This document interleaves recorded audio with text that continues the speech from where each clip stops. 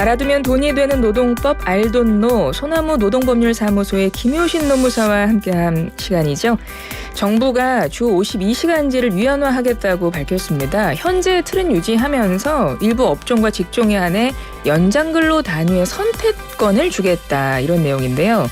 이번에 제도 개편 방향은 고용노동부가 지난 6월부터 8월까지 국민 한 6천여 명 대상으로 근로시간 관련해서 대면 설문조사를 실시했고 그 결과를 반영한 거라고 합니다. 자세한 내용 김효신 노무사와 알아보죠. 오늘은 전화로 연결하겠습니다. 노무사님 안녕하세요. 네, 안녕하세요. 김효신입니다. 예, 오늘은 목소리로 뵙습니다. 반갑습니다. 네, 안녕하세요. 예, 일단 정부가 발표한 근로시간 개편 방향의 핵심부터 좀 짚어주세요. 주 52시간제를 유연화하겠다. 이게 어떤 의미고 어떻게 달라지는 겁니까? 이게 지금 아직까지 어떻게 달라지겠다고 발표된 건 없거든요. 그런데 이제 우리가 설문조사를 하면서 약 54.9%의 응답이 업종 직종별 다양한 수요 반영이 곤란하다고 이제 현재 52시간제에서의 어려움을 좀 토로하게 되었습니다. 그래서 직종별로는 이제 가장 필요한 업종이 제조업과 건설업이 꼽혔고요. 그다음에 직종별로는 설치, 정비 생산직이나 보건 의료직에서 근로시간 유연화가 필요하다는 점이 확인됐습니다. 그래서 여기서는 노동부가 이제 발표하는 길로는 노사가 원하면 현재 주 12시간인 연장근로 관리 단위를 확대할 수 있다. 근데 중요한 게 지금 업종과 직종이 발표되지 않은 채 이거는 이제 구체적 내용은 나중에 노사정 사회적 대화를 통해서 정하겠다고만 한 상태여서 지금은 어떤 업종과 직종이 이게 도입될 것이다라고는 말씀드리기가 어렵습니다. 예. 6천여 명한테 의견을 물어보고 이번 개편안 방향을 잡았다는 건데요. 일단 누구를 상대로 어떤 방식으로 조사를 한 건가요? 아까 말씀 주셨지만 이제 지난 6월부터 8월까지 석 달간 이제 근로자 3,800여 명, 사업주 976명, 국민 한 약 1,200명 정도에 대해서 방문 면접 방식으로 실시했다고 해요.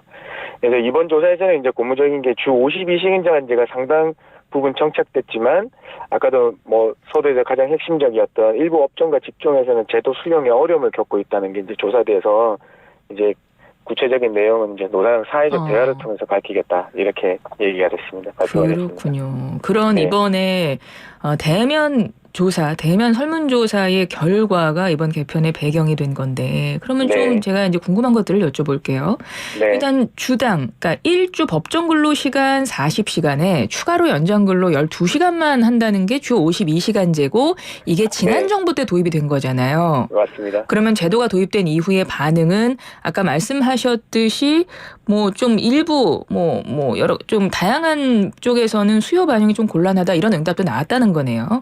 네네, 맞습니다. 그래서 이제 노동부도 이번 설문조사를 보고 이제 발표하기를, 주 52시간제가 이제 사회적으로 정착되었다. 다만, 아까 말씀드린 업종별, 직종별로 다양한 조금 유연화가 필요한 게 확인되었다라고 이제 발표를 하게 됐습니다. 그래서 이제 사실 그 외에 보면서 52시간제로 인해 실제 어려움을 겪는 기업들에 대해서 이제 대응을 어떻게 하고 계신가를 설문을 해봤더니만 일단은 포괄 임금을 활용하거나 추가 인력을 채용하거나 또 다른 응답은 또 수주를 포기한 적도 있다 등 이제 이런 답변이 나오기도 했답니다. 그렇군요. 이번에 고용노동부에서 이 조사 결과를 발표하면서 국민의 의견을 전폭 수용했다 이렇게 표현을 했어요. 그러니까 그렇게 해서 나온 것이 지금 노무사님께서 설명해 주셨던 주 52시간제 유연화하겠다. 일부 업종과 직종에서는 좀 선택권을 주겠다. 연장근로 단위를 이제 이런 것들인데 그 연장근로 단위에 대한 선택, 그러니까 연장근로 단위를 좀 확대할 수도 있는 걸 어느 정도 허용하겠다. 이제 이런 의견, 이런 말인 건데 이걸 좀 자세히 보면 현행은 주당 연장근로죠. 그러니까 연장근로 단위가 주입니다. 주 1주. 이것을 월, 분기, 반기, 연 이런 식으로 가는 게 이게 단위가 확대된다고 보면 되는 거죠. 네, 맞습니다. 지난 3월에 이제 발표됐던 게 이제 그런 형태였는데 이번에서도 연장근로 제한 단위를 현행 이제 주간에서 월이나 분기, 연 단위로 확대하는 방안에 노사와 국민 모두 동의 비율이 비동의 비율보다 약 10% 이상 높았거든요.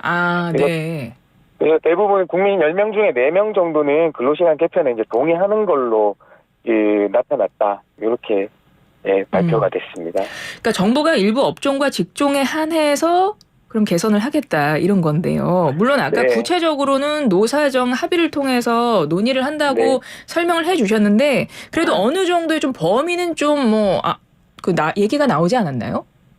네, 그래서 이제 여기에서 이제 조사를 해보니까 그 근로시간 유연화가 그 52시간제로 인해서 어려움을 많이 겪고 있다는 업종들이 이제 제조업 건설업에서 유독 많았고, 그 다음에 뭐 연구공학이나 설치나 정비 생산직에서, 그 다음에 보건의료직에서 이렇게 지금 52시간제로 인해서 애로사항을 많이 겪고 있다고 답변해서 이제 이 업종들이 대표적으로 조사되었다. 이제 요렇게 그렇군요. 발표가 되었습니다. 네. 그러고 나서 이제 구체적으로는 조금 더 합의를 통해서 대화를 통해서 네. 정한다는 것이고, 그러니까 노사가 원할 경우에는 현재 주 12시간인 연장근로 관리 단위를 좀 확대할 수도 있다. 지금 이렇게 맞습니다. 아웃라인이 정해졌다는 거죠. 네.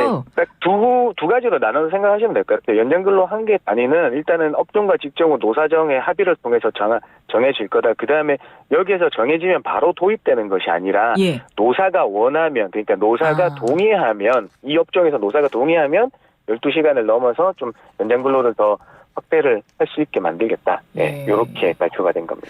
그렇다면 이게 노사가 원하면 확대 가능하다는 건데 지금 이번 개편 방향에 대해서 노동계와 경영계의 반응은 어떤가요, 그럼? 예, 둘 다 뭔가 환영하는 분위기는 아닌 것 같아요. 이제 뭐 한국노총에서는 이제 그 연장근로 단위 기간 확대가 집중적 장시간 노동에 악용될 수 있다는 사실을 숨기고 있다. 이제 얘기를 하고요. 한국경영자 총협회에서도 그 3월 발표된 개편안에 못 미치는 내용이고 구체적 방안이 없으니까 만족하지 못하겠다. 예, 중소기업 중앙에도 주단위 연장근로를 겪는 어려움은 업종 직종 관계없이 발생하고 있다.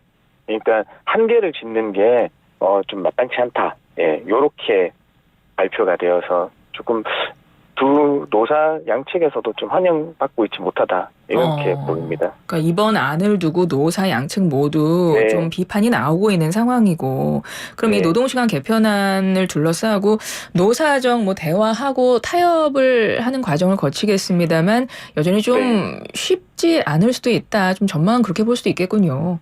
네, 그래서 이게 3월보다 굉장히 후퇴한 안이다. 그 노동부가 한참 접어줬다. 이런 얘기들이 막 나오고 있는 게 그것 때문인가 그렇습니다. 예. 정부가 올해 1월부터 8월까지는 포괄임금 오남용 의심 사업장에 대해서 기획감독 실시했거든요. 그리고 이번에 그 결과도 함께 발표했잖아요. 네네, 맞습니다. 예, 요거는 어떤 내용인가요?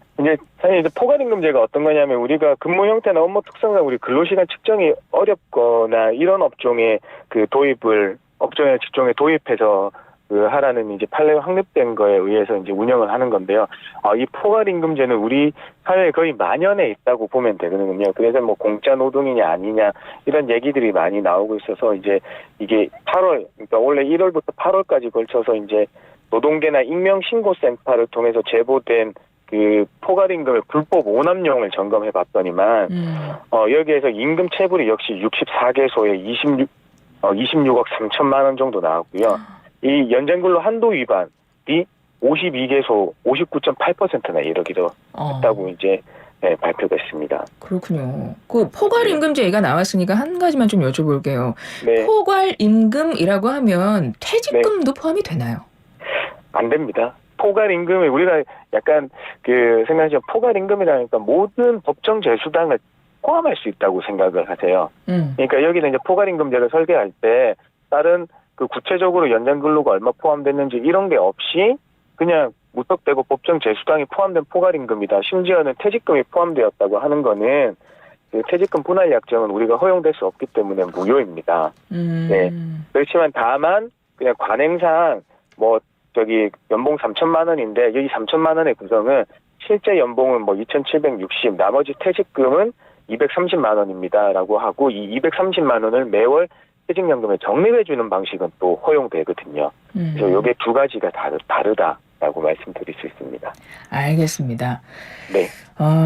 짧게 다른 주제 하나만 좀 살펴볼게요. 네네. 어떤 얘기냐면 이 7급 국가공무원이 몰래 인터넷 성인방송 하다가 적발됐다고 하잖아요. 네. 그래서 지금 관계부처가 품위 유지 의무 겸직 네. 금지 원칙을 위반했는지 지금 신고받고 내부 감사 착수했다고 합니다. 네. 일단 뭐 성인 방송은 그렇다 치고 일단 요즘 투잡, 쓰리잡 많이들 하시잖아요. 네네, 근데 맞습니다. 겸직 금지 원칙을 위반했다라는 건 이건 뭐 네. 공무원이라서 그런 겁니까? 안 된다는 거예요? 네, 뭐 공무원은 이제 금지 의무를 법에서 정해놓고 있기 때문에 강력하죠. 그런데 우리도 일반 사기업에서도 이제 취업 규칙이나 복무 규정, 사교를 통해서 겸직 금지 의무를 규정해놓고 있거든요.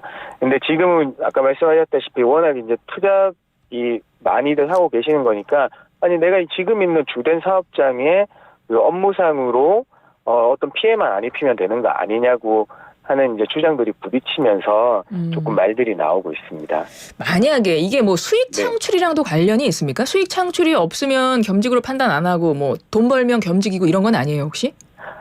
이제 뭐 그런 건 아니고요. 오로지 이제 회사의 승인 없이 다른 업무를 했을 경우에 겸직 금지 의무를 위반하는 걸로 이제 판단하고 있어요. 그래서 이게 겸직 금지 의무로 어떤 징계를 했을 때 정당한지 여부는 이 사람이 그 수익하고는 관련 없이 그로 인해서 회사의 업무에 집중하지 않거나 다른 뭐 지각을 한다거나 뭔가 틈을 보이는 현상들이 발생할 수 있잖아요. 네, 맞아요. 네, 그런 거에 대해서 이제 제재를 할 수밖에 없는 그런 경우입니다. 그 겸직을 하면서 혹시 회사에 어떤 피해를 끼치진 않았는가 이제 이 부분을 본다는 거군요. 혹시 징계 여부를 따질 때는.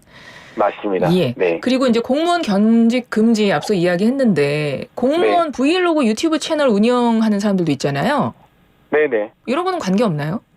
이거는 역시나 겸직 금지 의무는 우리의 승인이 있으면 되는 거거든요. 그래서 그 승인이 있는지 없는지를 따져봐야 되고, 그 다음에 이 브이로그나 이걸 운영하는 것 때문에 아까도 말씀하셨다시피 무작정 겸직 금지 의무가 위반됐다는 게 아니고, 이게 뭐 취미 활동으로도 할 수 있는 거잖아요. 그래서 그걸 함으로 인해서 자기 업무에 아무런 지장 없이 운영하고 있는지 이런 걸 따져봐야 돼요. 예, 알겠습니다. 노무사님 오늘 말씀은 여기까지 듣죠. 고맙습니다. 네, 감사합니다. 지금까지 알돈노 김효신 노무사와 함께했습니다.